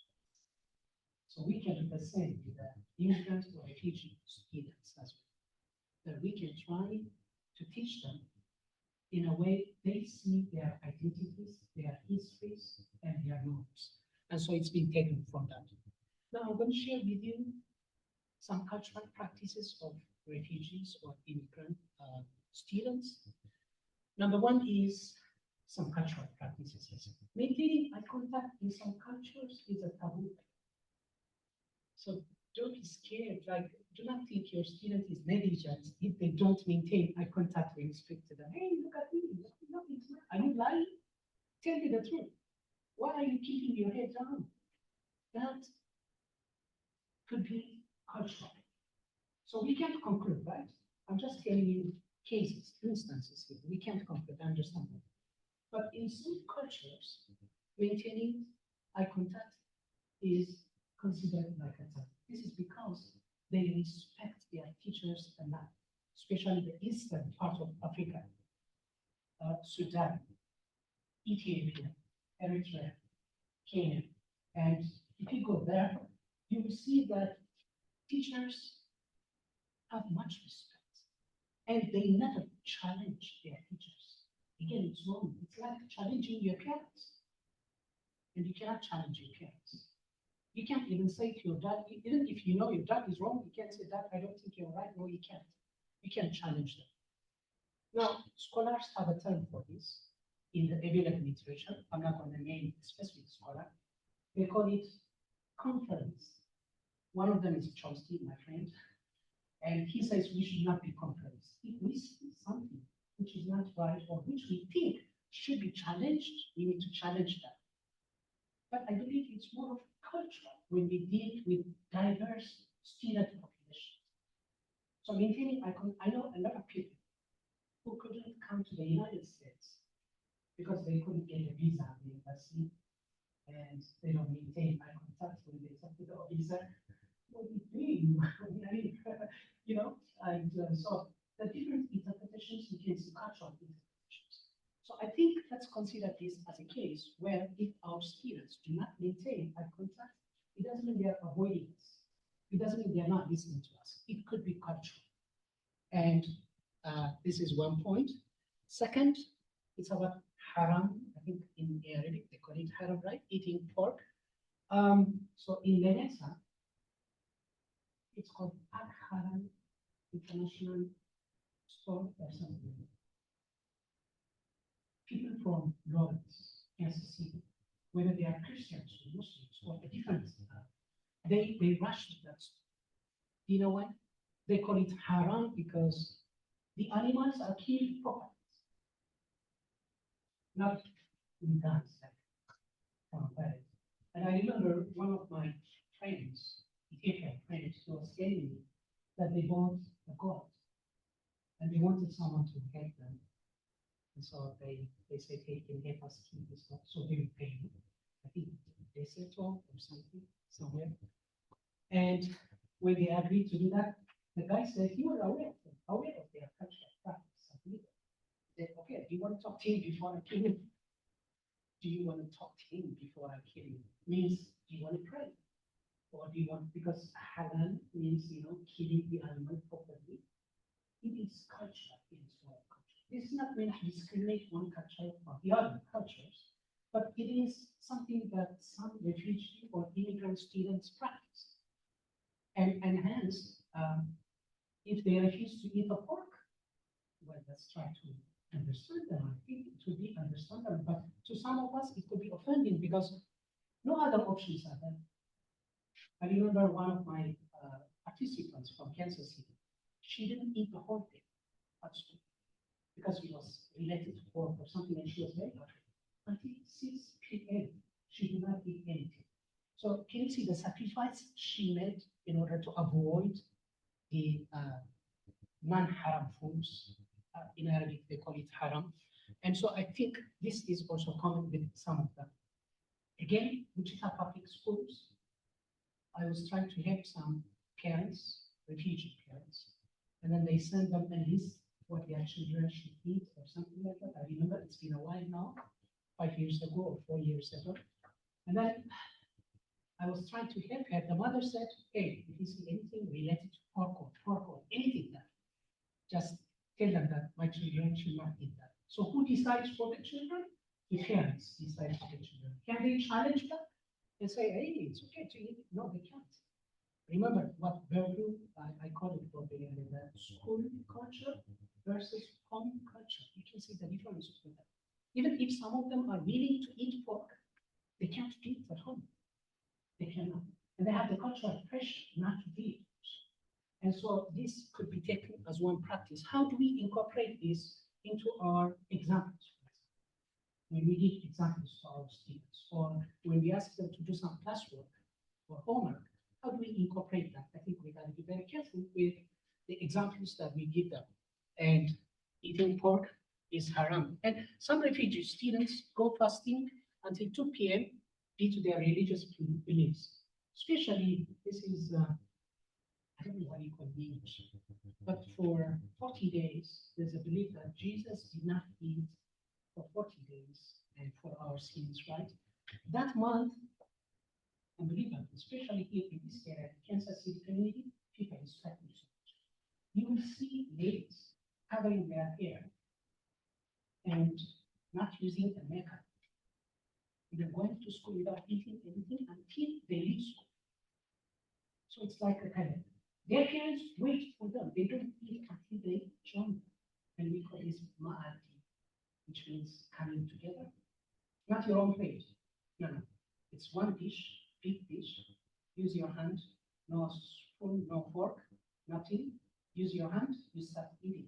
Some people could think this is unhealthy. Not healthy, right? But still, to them, culturally, it's very relevant. It's very important. They call it sharing the food means sharing love. And they say it's an opportunity for them to communicate, like talk to their children instead of, your son going up and staying in his room and saying, hey, don't talk to me now today. I don't feel good or something. So when all of them come together to eat, is it healthy or unhealthy? I'm sure from anthropology point of view, I don't think it's the right thing to judge them, but they wash their hands and then they eat from the same dish and they share that. It's an opportunity for them to communicate. You got any problems, anything, who wants to share with us? How was your day? So you see, that opportunity is given to them and they practice that. And when they go to school, it could be a different practice. Maybe they have their own plate and they eat from their plate, okay? Maybe they need to use spoon or fork. Some of them could have difficulties even to use the spoon or fork, but they feel embarrassed. They can't show that to their classmates. So they will struggle a lot, or maybe they're not going to eat, or maybe, you know what I mean?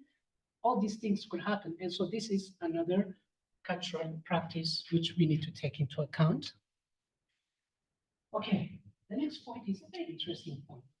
Some parents expect greetings from teachers for 10 to 15 minutes. Can you imagine that?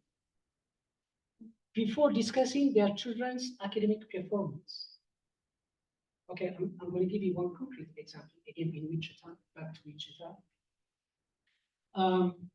His mother, the teacher called her, and we went to the school and we were discussing. So the teacher said hi. She said hi. She said hi, and she made us feel comfortable, to be honest with you. But right away, she started to talk about their son's academic performance. Look, I think he needs to improve in this area. He needs to do this, and I was translating.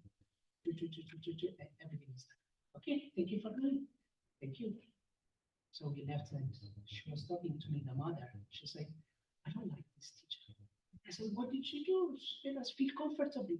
She didn't even take time to greet me, to say, how are your children? How's the family? How's everybody? You know what I mean? She came down to business right away, right?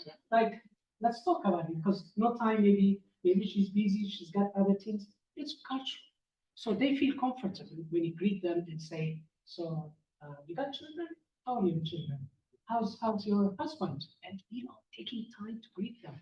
And it might take, so for the other party, someone who doesn't understand, that could be waste of time, right? They got a lot of things to do also. So, oh, come on, let me finish this, and then I'll go to the next one, or move on to the next issue, something like that. But some refugee parents may feel disappointed, and nothing is intentional here, by the way.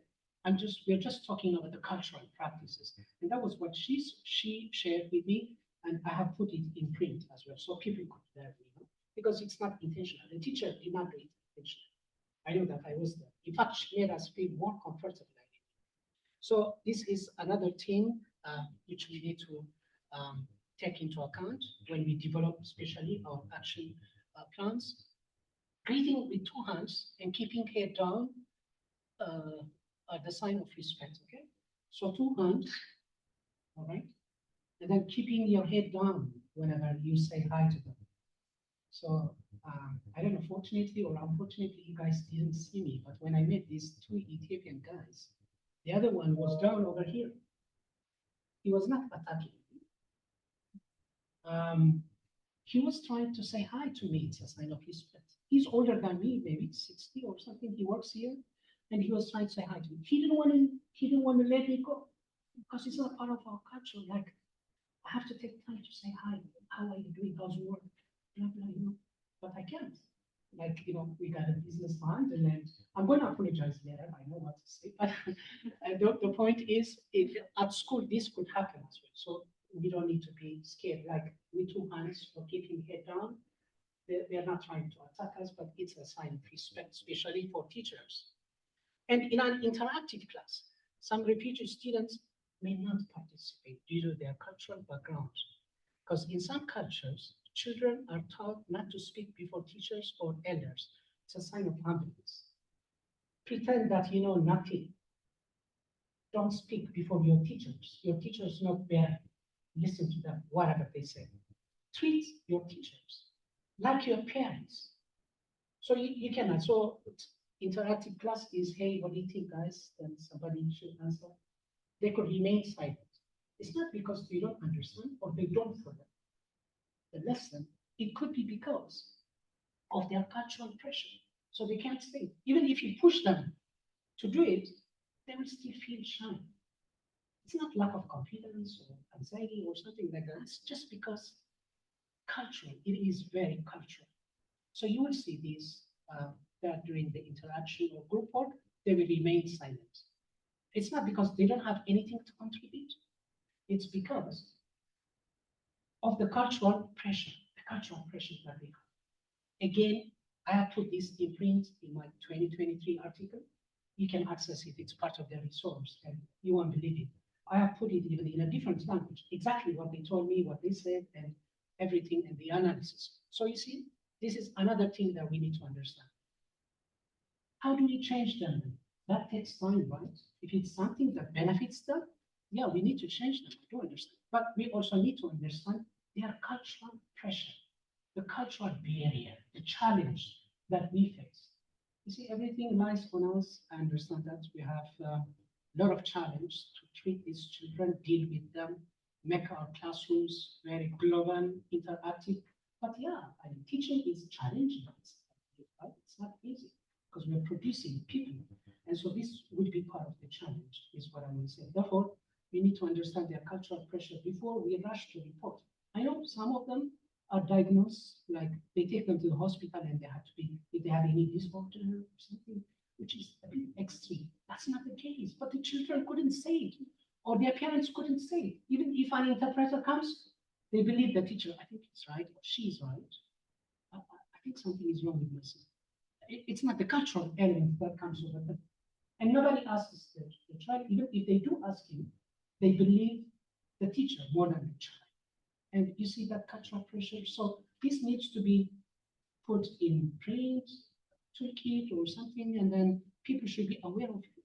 So we have to be, part of the solution. We can help the children do better instead of taking them to the hospital and to see if they have any disorder or something like that.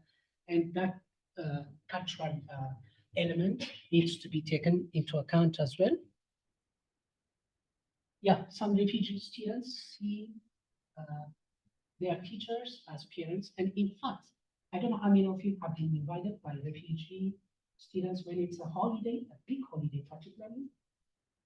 They do invite their teachers. They want their teachers to come. They feel so happy to really invite their teachers and make them eat the cultural foods. They feel an honor to do that. And it's because they see their teachers just like their parents. And I think we need to see this as a point as well. And some refugee students, or immigrant students, so normally I think this is what my understanding is, if students come late to the classroom, they just enter the classroom, you know what I mean? Like we do our business, or they might ask for permission, I don't know. But here, what I found out was that they wait outside, knock at the door, and they don't show up before the teacher, they hide, because they feel embarrassed, they are late, they feel guilty. They feel guilty because they are late. So they don't want to see the teacher, and so they are waiting. The teacher has to come out and give them permission to come into the classroom. Oh, please come on in, something like that. If the teacher doesn't understand that, they will be there until the end of the class period. Nobody can see them, and then they're going to miss the class. And so they do this with it's very cultural, like knocking at the door and hiding yourself, your face, and then trying to wait for them, for the teacher until they give you permission. That comes out of respect, as I said before, because they do respect their teachers just like their parents. This is how they view it. Well, this is a very important point. In terms of knowledge construction, some refugee or immigrant students may accept everything the teacher says without trying to check it out. No follow-up, nothing. Even if by mistake, you give them a C grade, they cry and go home, that's it. They can say, excuse me, teacher, could you please have another look at my test? I'm not convinced, no, nothing. And as I told you, one of the participants told me this. She couldn't ask her teacher about her grade, and he gave her a C or something which was not a good grade.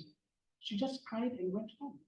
Probably maybe the teacher made a mistake, and the teacher could have said, "Oh, I'm sorry, it's my fault." I mean, normally you can see the interaction with her, but she didn't interact. She didn't do that.